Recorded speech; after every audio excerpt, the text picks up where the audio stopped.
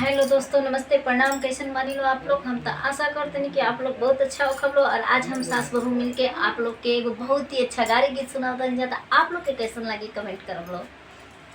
आई लो गीत सुनी लो।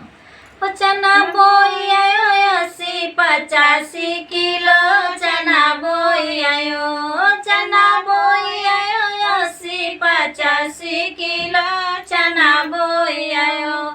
समधी के दीदी न काटत में मिली, न दामावत में मिली, न वो सावत में मिली। उत छिनारो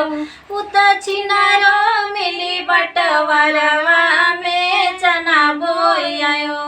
हो चना बोई आयो 80-85 किलो चना बोई आयो। हो चना बोई आयो 80-85 किलो चना बोई आयो। दुल्हा के दीदी ना काटत में मिली, ना दामावत में मिली, ना वो सावत में मिली। उत छिनारो मिली बटवरवा में चना बोई आयो। हो चना बोई आयो 80-85 किलो चना बोई आयो। हो चना बोई आयो 80-85 किलो चना बोई आयो। बढ़िया।